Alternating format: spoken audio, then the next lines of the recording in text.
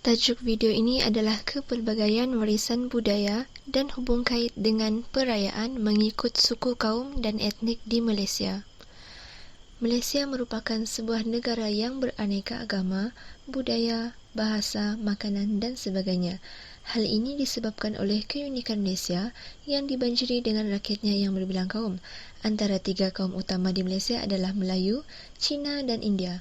Selain itu, terdapat sebanyak kira-kira 80 etnik, terutamanya di Kepulauan Borneo iaitu Sabah dan Sarawak.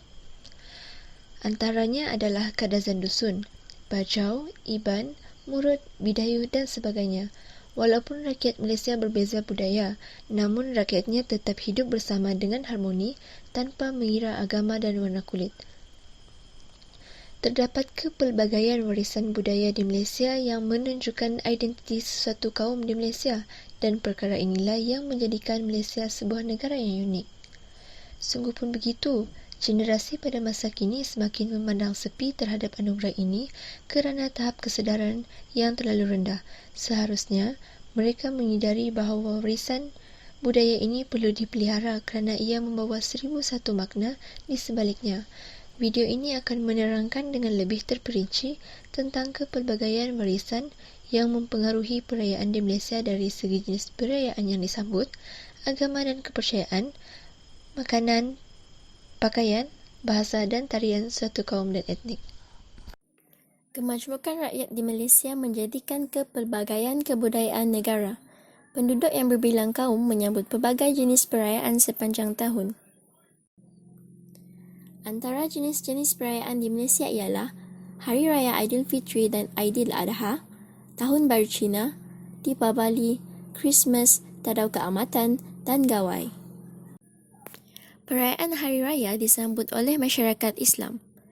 Hari Raya Aidilfitri disambut pada 1 Syawal, manakala Hari Raya Aidiladha disambut pada hari ke-10, 11, 12 dan 13 bulan Zulhijjah setiap tahun. Perayaan Tahun Baru Cina disambut pada hari pertama dalam kalender Cina iaitu Januari atau Februari setiap tahun. Deepavali merupakan perayaan yang disambut oleh masyarakat beragama Hindu yang dirayakan pada bulan gelap bernama Aipasi pada setiap bulan Oktober dan November. Perayaan Christmas disambut pada 25 Disember setiap tahun oleh masyarakat beragama Kristian. Perayaan Tadau Keamatan disambut oleh etnik Sabah pada bulan Mei sempena musim menuai. Perayaan Gawai disambut oleh etnik di Sarawak pada 1 Jun setelah musim menuai. Kepercayaan dalam menyambut perayaan di Malaysia. Bagi yang beragama Islam, mereka menyambut Hari Raya Puasa pada tiap-tiap 1 Syawal tahun Hijrah. Ia menandakan umat Islam berjaya bermujahadah dan beribadah pada bulan Ramadan. Sebelum raya, mereka diwajibkan berpuasa sebulan pada bulan Ramadan. Ia bermaksud menahan diri dari makan minum dan apa-apa sahaja yang membatalkan puasa dari terbit fajar hingga tenggelam matahari. Selain itu, mereka juga menyambut Hari Raya Korban. Ia dirayakan sebagai tanda kesyukuran dan rahmat kepada mereka yang berupaya menyempurnakan rukun Islam yang kelima. Hari raya ini digelar sebagai Raya Korban kerana sunat atau digalakkan bagi orang-orang Islam melakukan korban dengan menyembelih lembu, kerbau atau kambing. Daging korban ini pula akan disedekahkan kepada orang-orang miskin. Amalan ini sebagai mengingati sejarah pengorbanan yang dilakukan oleh Nabi Ibrahim AS yang diperintahkan oleh Allah SWT untuk menyembelih anak kesayangannya Nabi Ismail. Agama Hindu di Malaysia dianuti oleh majoriti kaum India. Agama ini mengamalkan kepercayaan kepada dewa-dewi. Mereka mempercayai balasan baik dan buruk selepas kematian. Thaipusam dirayakan untuk menghapuskan segala kejahilan serta kejahatan dan menguatkan serta memelihara nilai-nilai murni. Deepavali dikaitkan dengan tradisi cerita karya Ramayana dan Purana iaitu cerita tentang dewa-dewi Hindu. Mitos ini terkenal di kalangan orang India. Thaipusam bermula di malam hari bulan penuh iaitu bulan Tai mengikut kiraan kalender Tamil. Ketika itu, penganut-penganut agama Hindu datang berkumpul beramai-ramai ke tempat tersebut untuk menyempurnakan penyembahan mereka kepada Dewa Murugan atau Dewa Subramaniam. Untuk masyarakat Cina, mereka menganut agama Buddha. Agama ini mempercayai kehidupan semula selepas kematian dan mempercayai nasib dan tuah yang disebut Ong dan juga Feng Shui. Tahun Baru Cina disebut Kongsi Facai dalam sebutan bahasa Cina. Perayaan ini berlarutan lebih kurang selama setengah bulan selepas merayakan Cap Gome yang jatuh pada 15 hari bulan. Perayaan ini disambut setiap kali menjelang Tahun Baru Cina mengikut kalender lunar Cina yang terbahagi kepada kitaran 12 tahun yang dinamakan sempena nama haiwan. Di Malaysia, pelbagai perayaan disambut dalam setahun. Makanan di Malaysia melambangkan rakyatnya yang berbilang kaum iaitu Melayu, Cina dan India. Dari segi aspek kepelbagaian makanan ini telah sedikit sebanyak menjadi pemangkin perpaduan yang mencerminkan latar kehidupan masyarakat yang terdiri daripada pelbagai kaum. Kaum Melayu di Malaysia menyambut perayaan Hari Raya. Semasa Hari Raya, makanan yang sering dihidangkan adalah ketupat, lemang dan lontong. Lemang adalah gabungan beras pulut dan santan. Lemang dibalut di dalam daun pisang untuk membangkitkan bau wangi. Ia kemudiannya dimasukkan ke dalam batang bunuh kosong dan dibakar di atas api. Ketupat pula adalah hidangan daripada nasi atau pulut yang dibungkus dengan daun kelapa dan direbus dalam periuk. Ketupat sering dihidangkan semasa Hari Raya sahaja. Ianya selalu dimakan dengan rendang dan serunding serta kuah kacang. Lontong pula adalah sajian yang terhasil daripada gabungan nasi himpit, sayur-sayuran dan daging. Lontong selalunya disajikan di dalam kuah santan yang tidak manis.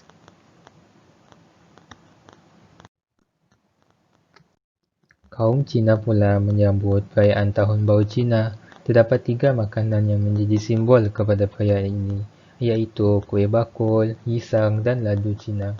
Kuih bakul diperbuat daripada tepung beras yang dimasak dengan gula. Kuih ini kebiasaannya dimasak dalam bekas yang berlapik daun pisang bagi memberi aroma yang wangi dan menjadikan kuih ini lembut. Pisang pula adalah makanan yang terdiri daripada beberapa irisan memanjang sayuran yang berwarna-warni dan pelbagai tekstur. Makanan ini sering menjadi simbol majmuk dalam masyarakat Cina untuk mengeratkan silaturahim sesama keluarga. Ladu Cina merupakan makanan yang wajib semasa Tahun Baru Cina kerana ladu merupakan simbol kekayaan. Inti ladu selalunya adalah daging khinzir cincang, ketulan udang, ikan, daging ayam kisar, daging lembu dan sayur. Untuk kaum India pula, mereka menyambut perayaan Deepavali. Terdapat 2 makanan yang sering dikaitkan dengan perayaan ini, iaitu muruku dan ulundu vadai. Nama lain bagi muruku adalah cakli dan cakri.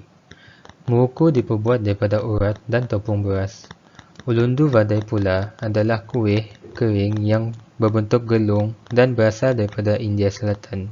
Terdapat juga irisan cili hijau, daun kari dan bawang merah yang dicampurkan sekali.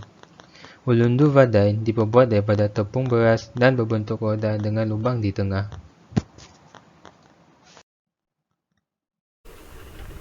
Seterusnya, saya akan membincangkan tentang pakaian bagi etnik-etnik di Malaysia iaitu Melayu, Cina, India dan Iban.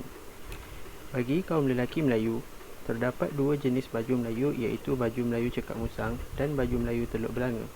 Perbezaan bagi kedua-dua baju Melayu ini ialah pada bahagian kollar leher dan terdapat kollar yang tinggi mencekak tengkuk bagi baju Melayu cekak musang dan tiada kollar pada baju Melayu teluk belanga. Bagi perempuan Melayu, terdapat 2 jenis baju iaitu baju kurung teluk belanga dan baju kebaya. Baju kurung adalah sama seperti baju Melayu teluk belanga, manakala baju kebaya mempunyai kollar dan mengikut potongan badan. Bagi kaum Cina pula, kaum lelaki memakai samfu yang diperbuat daripada kain lembut dan kaum perempuan memakai congsam atau nama lainnya baju panjang yang dibuat daripada sutera. Samfu juga dipakai oleh kaum wanita Cina. Bagi kaum India, kaum lelaki memakai dhoti iaitu kain panjang yang kebiasaannya berwarna putih. Selalunya kain ini dipakai ketika upacara perkahwinan, manakala kaum perempuan pula memakai sari. Sari dipakai seharian dan ketika hari perayaan. Kebanyakan sari berwarna gelap kerana kelihatan lebih cantik. Akhir sekali, terdapat kain utama bagi kaum Iban iaitu kain sirat yang menghasilkan kain bedong dan kain dandong. Bedong bercorak jalur-jalur dan dipakai wanita Iban separas dengan lutut, manakala dandong pula dipakai kaum lelaki Iban dengan ditenun dengan cara ikat.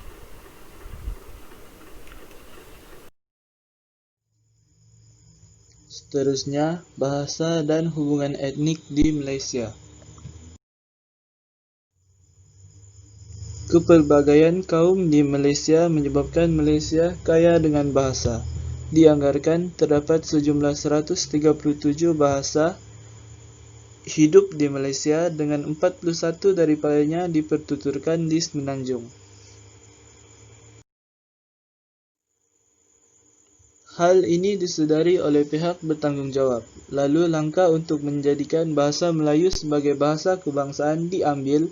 Sebagai simbol bahasa ini adalah untuk semua rakyat Malaysia tanpa mengira kaum. Perkara ini tercatat dalam Perlembagaan Persekutuan 1957, Perkara 152 Fasal Pertama. Bahasa Melayu dipilih sebagai menghormati bahasa ibunda tanah Melayu yang menjadi asas dalam pembentukan negara Malaysia. Bahasa Melayu ialah sejenis bahasa Melayu Polinesia di bawah keluarga Austronesia yang digunakan sekitar wilayah Malaysia, Indonesia dan persekitarannya. Sejarah bahasa Melayu tidaklah dapat dipastikan dengan tepat, namun rekod terawal bahasa Melayu kuno ialah batu bersurat bertarikh 682 Masihi yang dijumpai di Sumatera Selatan. Pertumbuhan bahasa Melayu dapatlah dikatakan berasal dari Sumatera Selatan. Di negeri Sabah, bahasa Melayu yang dipertuturkan mempunyai banyak persamaan dengan bahasa Melayu Piawai, namun terdapat perbezaan dalam perkataan-perkataan tertentu, penggunaan serta cara penyampaian. Pengaruh ini tercetus hasil pengaruh bahasa ibunda masyarakat tempatan seperti bahasa dusun, bahasa Bajau, bahasa Suluk, bahasa Murut dan sebagainya, serta tidak dilupakan pengaruh negara-negara jiran seperti bahasa Melayu Brunei, bahasa Tagalog dari Filipina dan bahasa Indonesia. Seterusnya, bahasa Melayu Sarawak. Bahasa Melayu Sarawak atau dialek Sarawak ialah bahasa pertuturan yang digunakan oleh orang-orang Melayu Sarawak selain menjadi lingua franca antara satu kaum dengan kaum yang lain. Bahasa Melayu Sarawak juga mempunyai persamaan dan perbezaan dengan bahasa Melayu Piawai. Hal ini juga disebabkan oleh pengaruh bahasa kaum-kaum tempatan seperti bahasa Iban, bahasa Bidayu dan juga bahasa negara-negara jiran seperti bahasa Melayu Brunei dan bahasa Indonesia. Tarian tradisional berbagai etnik di Malaysia. Tarian Mak Yong dan tarian asyik merupakan tarian tradisional etnik Melayu. Tarian Mak Yong ialah salah satu bentuk drama tari yang menggabungkan unsur-unsur sejarah ritual. Tarian asyik pula ialah sejenis tarian Melayu klasik yang berasal dari daerah-daerah negeri Kelantan. Seterusnya ialah tarian tradisional etnik Cina. Tarian Singa merupakan salah satu contoh tarian etnik Cina. Tarian ini memerlukan dua orang penari iaitu seorang di bahagian kepala dan seorang di badan singa. Tarian ini berbentuk akrobatik dan memungut angpau atau keuntungan. Seterusnya ialah tarian Cinta Bertemu yang menggambarkan gerakan lemah lembut dan penuh gemalai, dihiasi dengan cinta, kerinduan dan keinginan. Kita bergerak kepada tarian tradisional etnik India, iaitu sebagai contoh dua, iaitu Kathakali dan Kathak. Tarian Kathakali berasal dari Kerala, India Selatan. Tarian ini merupakan drama musikal yang amat bermakna dalam memainkan cerita dan dipersembahkan memberi maksud kemenangan kebenaran atas kesalahan. Tarian Kathak merupakan salah satu dari 8 bentuk tarian klasik India, berasal dari India Utara. Tarian ini asalnya dari pencerita lisan Nomad. Dan pencerita ini melakukan persembahan di halaman kampung dan di halaman kuil. Seterusnya ialah tarian tradisional etnik dari negeri Sarawak. Tarian dari kaum Iban ialah tarian ngajat, amat popular dengan keaslian dan keunikannya daripada tarian lain. Dan tarian ini dimainkan untuk meraihkan kepulangan pahlawan Iban yang baru pulang dari berperang. Dan kaum Bidayuh pula, tarian Langgi Pengadap.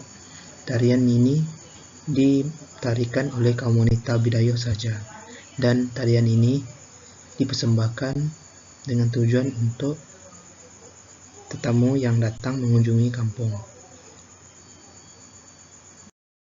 Akhir sekali ialah tarian tradisional etnik dari negeri Sabah, yaitu contoh tarian Sumazau oleh kaum Kedazan Dusun. Tarian Sumazau ini menggunakan gerak tari yang perlahan dan lemah lembut, dan ritualnya adalah sebagai ucapan kesyukuran selepas aktiviti menanam dan menuai padi. Seterusnya ialah tarian lansaran dari kaum Murut, dan lansaran ini asalnya daripada ayat Lumasar yang membawa maksud melambung atau berayun-ayun. Dan pada ketika dulu tarian ini amat berkait rapat dengan pemujaan roh atau semangat tengkorak. Baiklah, itu sahaja video kami mengenai kepelbagaian budaya dan hubung kaitnya dengan perayaan-perayaan pelbagai kaum dan etnik di Malaysia. Semoga video ini mampu memberi sedikit sebanyak kesedaran terhadap masyarakat, terutamanya generasi muda mengenai kepelbagaian budaya yang wujud di negara kita.